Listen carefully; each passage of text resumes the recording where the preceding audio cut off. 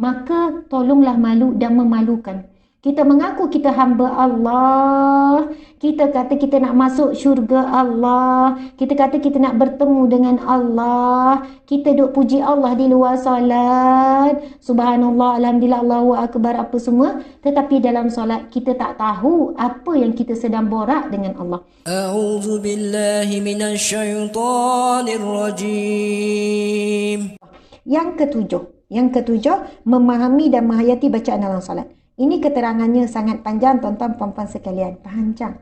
Ini cerita yang sangat panjang bab memahami bacaan solat. Ini bentuk komunikasi dengan Allah. Tapi siapa yang solat dah 20 tahun, 30 tahun, 40 tahun, belum faham bacaan dalam solat, tolong memalukan. Minta maaf. Saya guna ayat tu, memalukan.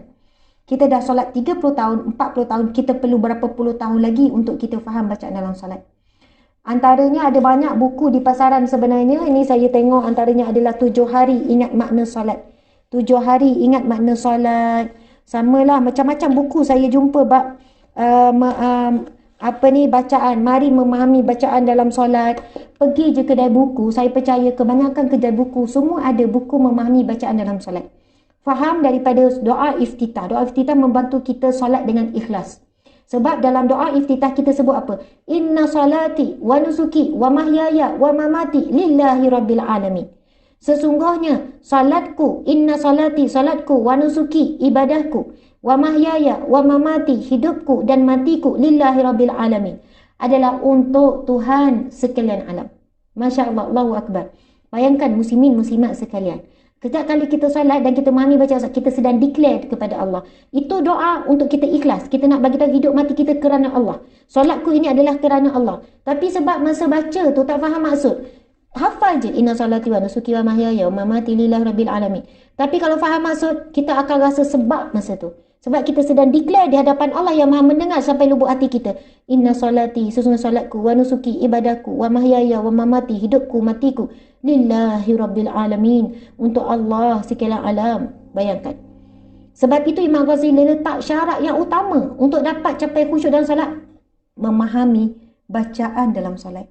Tuan-tuan, puan-puan, kalau kita faham bacaan dalam solat, kita boleh rasa manisnya solat. Kita rasa macam borak dengan Allah. Waktu solat adalah simpulan kasih kita dengan Allah. Kasih kita sedang bertaut dengan Allah. Kita sedang berbicara dengan Allah. Sebab itu istilahnya, siapa yang ingin berbicara dengan Allah, maka solat. Barang siapa yang ingin Allah berbicara dengannya, maka baca Quran. Ketika baca Quran, itu kan kalamullah. Baca Quran, kita sedang membaca ayat-ayat firman Allah. Soalan kita sedang membaca apa yang Allah nak sampaikan kepada kita. Namun ketika solat, kita sepula akan membaca tu, soalannya kita tahu Allah sedang melihat kita, kita sedang bercakap dengan Allah tanpa hijab, tanpa ada perantaraan. Bukan kita sampaikan melalui malaikat, bukan kita sampaikan melalui para nabi, tapi kita direct dengan Allah. Dan Allah dah susun, dah siap-siap apa yang perlu kita baca. Bayangkan bacaan antara dua sujud. Rabbi ufili, ya Allah, maafkan aku, Rabbi ufili warhamni, rahmatilah aku, wajibunni, tutuplah aibku, warfa'ni, tinggikanlah derajatku, warzuqni, berikanlah rezeki kepadaku, wa Rabbi ufili warhamni, wajibunni, warfa'ni, tinggikanlah derajatku, warfa'ni, warzuqni, wahdini, berilah hidayah kepadaku, wahdini, wa'afini, wa'fa'ani. Ya Allah, afiatkanku, beri aku sihat, kuat, ya Allah, wa'fa'ani, dan maafkanlah aku, ya Allah. Apa yang kita perlukan sepanjang hidup kita adalah apa yang kita kandung dalam doa antara dua sujud. Subhanallah, Allahu Akbar. Sebab itu memahami bacaan dalam solat adalah asas paling penting untuk merasai manisnya solat. Maka tolonglah malu dan memalukan. Kita mengaku kita hamba Allah. Kita kata kita nak masuk syurga Allah. Kita kata kita nak bertemu dengan Allah. Kita duk puji Allah di luar solat. Subhanallah, alhamdulillah, Allahu akbar, apa semua. Tetapi dalam solat kita tak tahu apa yang kita sedang borak dengan Allah. Yang kita sedang baca dalam solat. Memalukan. Seumpama kita berdusta dalam mengatakan cinta kepada Allah. Dusta. Soalnya kita sedang menipu, kita sedang berdusta, kita kata kita cintakan Allah, kita rindukan Allah, kita nak syurga Allah. Kenapa kita tidak kuat berusaha untuk faham bacaan dalam solat? Sedangkan Allah sebut, Allah perintahkan akimis solah li zikri, dirikanlah solat untuk mengingatiku. Dan mustahil untuk kita ingat Allah tanpa kita memahami bacaan dalam solat. Kalau kita bawa sekali maksud ketika kita baca Al-Fatihah, At-Tahiyat, duduk atau duduk sujud, Sami Allah liman hamidah, maksudnya Allah Maha mendengar. Sami Allah, Allah mendengar. Liman hamidah, sesiapa yang memujinya. Kita akan rasa, ya Allah sedang dengar lah. Bayangkan, Sami Allah liman hamidah tu maksud dia apa? Sami Allahu liman hamidah, Rabbana walakal hamd. Maksud dia apa? Sami Allahu liman hamidah. Allah Maha mendengar. Liman hamidah, bagi mereka yang memujinya. Liman hamidah, barang siapa yang memujinya. Lepas tu Rabbana walakal hamd. Ya Allah ya Tuhanku, Rabbana, ya Allah ya Tuhan kami, walakal hamd, bagi kamu segala pujian. Bayangkan hebatnya. Kita sebut sesungguhnya Allah Maha mendengar semua pujian hambanya. Ya Allah. Lepas tu kita terus puji. Rabbana walakal hamd. Ya Allah, hanya kepadamu lah semua pujian. Walakal hamd, bagimulah segala pujian.